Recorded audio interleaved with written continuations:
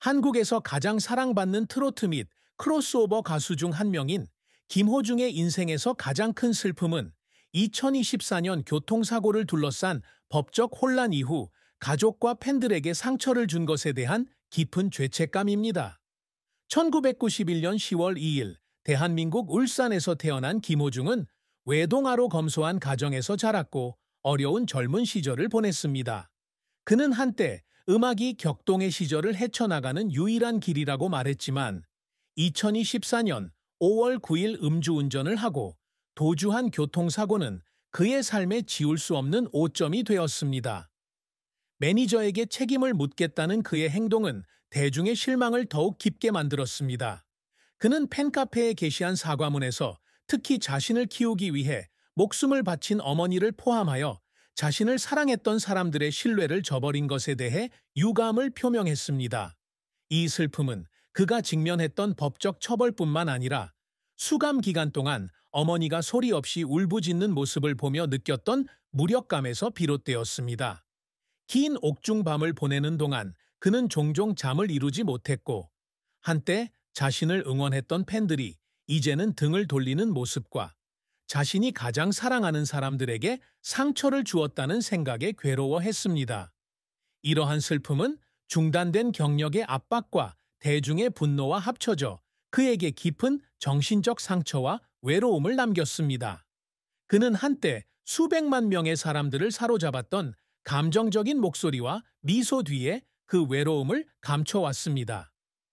김호중의 음악 인생은 그의 재능, 인내, 그리고 음악에 대한 열정으로 큰 성공을 거두었지만 동시에 그를 눈물 짓게 한 쓰라린 실패와 고난도 겪었습니다. 김호중은 어린 시절부터 음악적 재능을 보였지만 학교 폭력과 무단 결석 등 반항적인 행동으로 얼룩져 경북예술고등학교에서 퇴학당했습니다.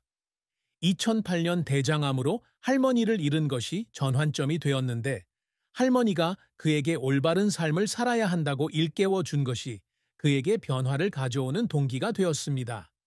김천예술고등학교 서수용 선생님의 지도를 받으며 그는 진지하게 음악을 추구하기 시작했고 2008년 세종음악 콩쿠르와 전국 수리 음악 콩쿠르에서 내순 도르마로 우승했습니다. 이 공연은 입소문을 타고 2009년 스타킹에 출연하여 학생 파바로티라는 별명을 얻었습니다. 2020년 TV조선의 미스터 트롯에서 2위를 차지하며 센세이션을 일으켰고 오페라, 발라드, 트로트 등 다양한 퍼포먼스 스타일과 파워풀한 보컬로 많은 팬을 확보했습니다.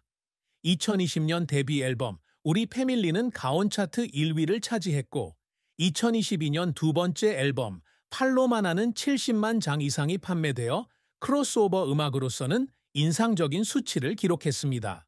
그는 플라시도 도밍고 등 국제적인 아티스트들과 협업하기도 했고 2022년에는 루치아노 파바로티 재단과 안드레아 보첼리 재단의 첫 아시아 홍보대사가 되었습니다.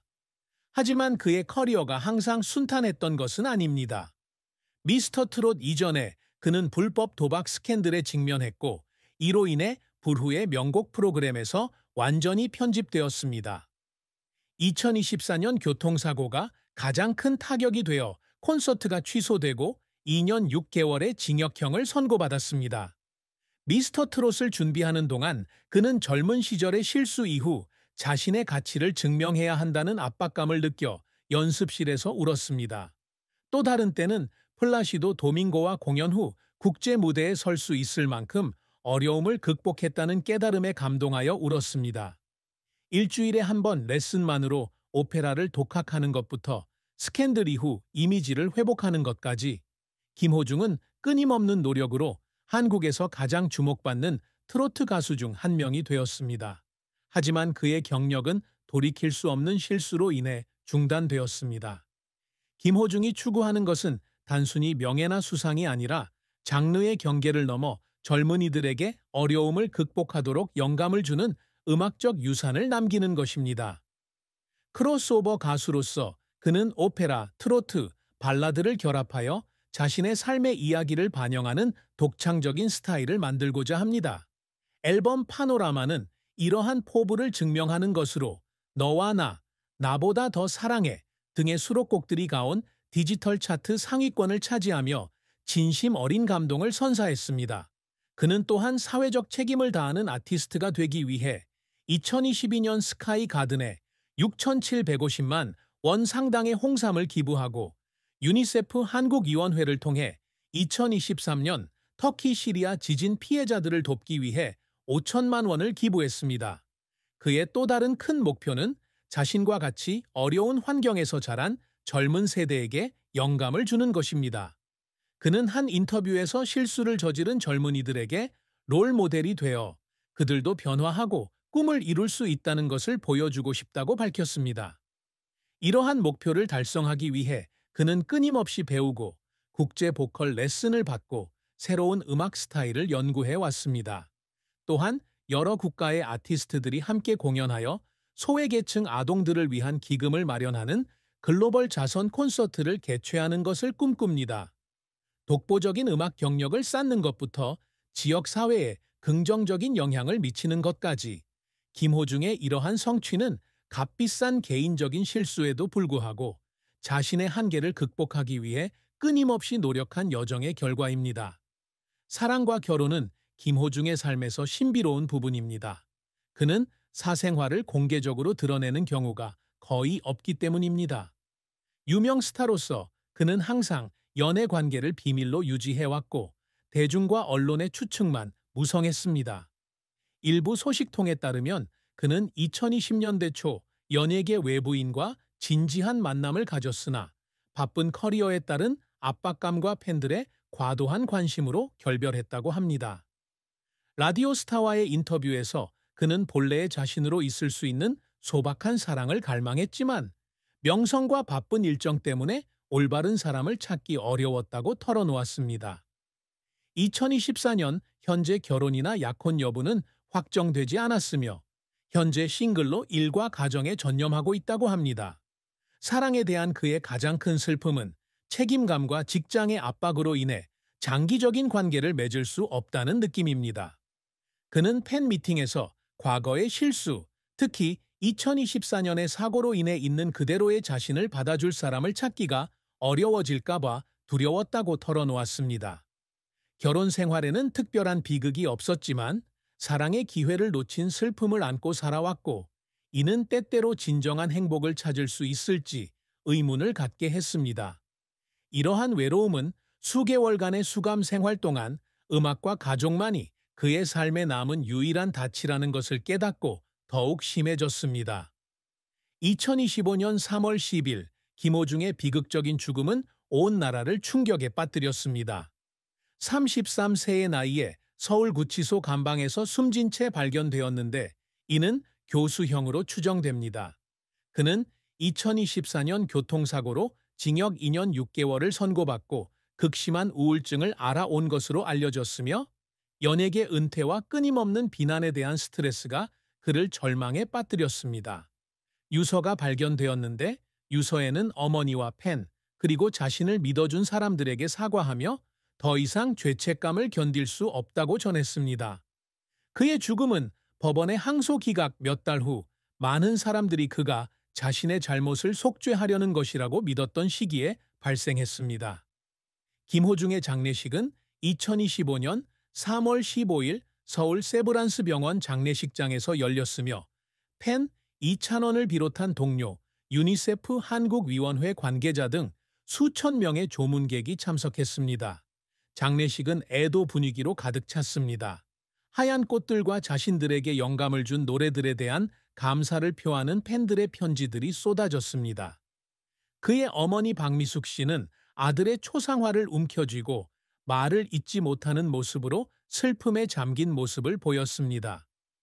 플라시도 도밍고를 비롯한 여러 아티스트들이 그의 재능과 헌신을 칭찬하는 영상을 보내왔습니다.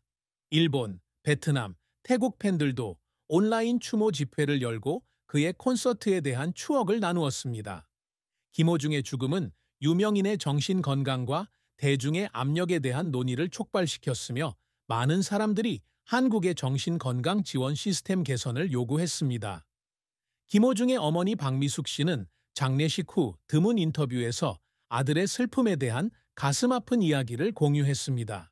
그녀는 김호중이 자신을 자랑스럽게 만들려고 노력했지만 비난에 쉽게 상처받는 예민한 아이였다고 말했습니다. 박 씨에 따르면 김호중의 가장 큰 슬픔은 2024년 사고 이후 그녀를 실망시킨 것에 대한 죄책감이었다. 그녀는 그가 감옥에서 자신에게 전화를 걸어 흐느끼며 대중의 분노를 참게 한 것에 대해 사과했던 때를 떠올렸다. 또한 김호중이 자신에게 변화를 가져다 준 할머니를 자주 언급하며 할머니와의 약속을 지키지 못한 것에 대한 죄책감을 느꼈다고 밝혔다. 박 씨는 목이 메며 호중은 항상 제 자랑이 되고 싶어 했지만 제가 어떤 상황에서도 그를 사랑한다는 것을 몰랐어요. 라고 말했다. 그녀는 아들이 얼마나 큰 압박을 받고 있었는지 깨닫지 못한 것을 후회했고 사회가 덜 엄격했다면 호중이 떠나는 선택을 하지 않았을지도 모른다고 생각한다. 그녀의 말은 김호중의 고통을 드러냈을 뿐만 아니라 판단하고 비난하기보다는 인간의 가치를 소중히 여겨야 한다는 메시지를 담고 있었다. 김호중의 죽음은 온 국민을 깊은 생각에 잠기게 한 비극이었다. 울산에 반항하였던 그는 가장 뛰어난 트로트 및 크로스오버 가수 중 한 명으로 성장하여 오어 패밀리, 판로마 등의 앨범과 의미 있는 자선 기부를 통해 자신의 흔적을 남겼습니다. 하지만 화려함 뒤에는 실수, 압박, 그리고 외로움으로 인해 고통받는 영혼이 있었습니다. 33세의 나이로 세상을 떠난 그의 죽음은 재능 있는 아티스트를 잃었을 뿐만 아니라 스포트라이트 속에서 살아가는 데 따르는 비용에 대한 경고이기도 합니다. 그의 영혼을 울리는 노래부터 따뜻한 마음까지 그의 유산은 앞으로도 많은 사람들에게 영감을 줄 것이지만 그의 이야기는 어머니와 팬들 그리고 그를 사랑했던 사람들의 마음속에 채울 수 없는 공허함을 남깁니다. 김호중은 이루지 못한 꿈과 후회로 가득 찬 가슴을 안고 세상을 떠나며 용서, 친절, 그리